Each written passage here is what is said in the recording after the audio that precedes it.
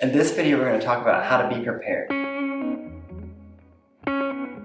There's a lot of different things that you need to do to get prepared for a meeting. And I'm just going to share a few easy ways to get ready for a meeting. The first one is to have an elevator speech. An elevator speech is a 30-second spiel on just what you are doing and what you're passionate about and why you're doing it. The leaders of today's elevator speech is that we are a nonprofit organization and we give away microgrants to 14 to 25-year-olds.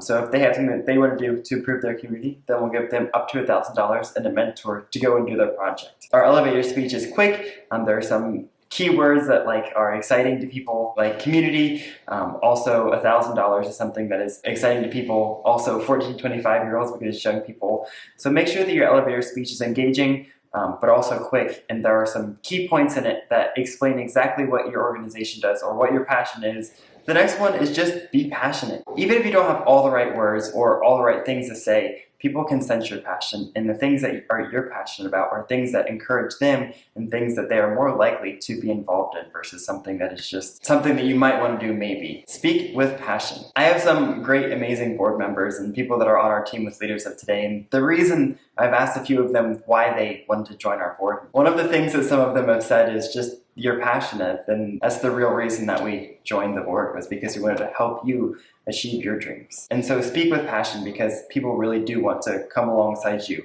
and help you achieve the things that you want to do. The next one is just having LinkedIn. LinkedIn is super helpful within the networking community. One, pretty much everybody is on there, but also it's a great place to find out what people do in just other organizations that have similar missions to what you're looking for. So we talked about before about doing your homework and looking people up before you meet with them, but people also do the same thing on you. And a lot of times they do this on LinkedIn. So look you up and what you do, what you're passionate about on LinkedIn. Some of the things that you've posted, they'll have questions about those things, or an organization you're involved in, they'll have questions about those things. So make sure that you have a LinkedIn, because it really sets you apart, especially from young people. I have not had meetings with people because I couldn't find them online or on LinkedIn before. So people are also looking up what you're doing, just for their safety also. LinkedIn is a great place to present yourself and your skills. It's kind of like a living resume where you update it and people can see what you have done and what you do currently. LinkedIn is also a great place to reach out to people. You can't always find someone's email, but usually if you find them on LinkedIn, you can just send them a message right there. And if they have that little green dot at the bottom, it means they're currently on LinkedIn. So it's a great time to reach out to them, because they're much more likely to see it when they're already on the app or website. Prepare before you go into meetings. Have questions to ask during your meeting. Usually you get in there and you're like, I'll have all these questions to ask, and you forget all of them as soon as you sit down. So have some written out questions, whether it be on your phone or just on an actual sheet of paper. Do your homework.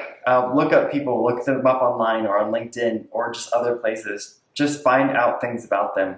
It honestly is very calming when you know at least a little bit about the person before you know them or before you meet with them. It feels like you know them already. Just don't do it in a creepy way. Send follow-up emails. These can be very simple and they don't have to be very long, but just something like, thank you for meeting with me. I learned this. And I'd like to continue the conversation in the future. Something just that simple is awesome just in networking, because one, it keeps your name in their mind, but also it shows that you have some passion, that you actually did enjoy the conversation with them. Something that I also like to do is send people just random emails every few months and just say, hey, I wanted to ask you this question, and kind of as a follow-up, again, just to keep your name in their mind. Because our next point is, it's not who you know, it's who knows you. Everyone says who you know, and this is why you can, have a great mechanic, or all these things. It's who you know, but I don't agree. It's who knows you. For example, you and I both know who Donald Trump or Joe Biden are, right? But we're not going to get anything from them because they don't know who we are.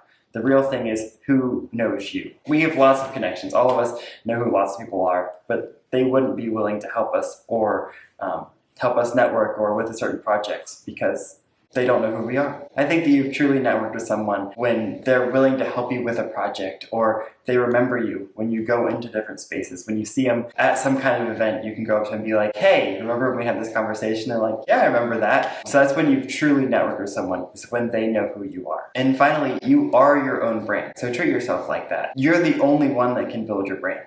The only one. No one else can say who you are. You're the only one that can truly live your life in a way that is worthy of having connections. So remember that as you're going out and doing things, people are always watching you. It doesn't matter if it's a professional or a friend, someone is always watching what you're doing. And I just encourage you to live your life in a way that others would be willing to get behind. So now go and create your own LinkedIn profile or your own elevator speech. Or just figure out what you're really passionate about and start talking like that. Start rehearsing and understanding this is what I'm really passionate about. So go and take one of those steps, and we'll see you in the next video.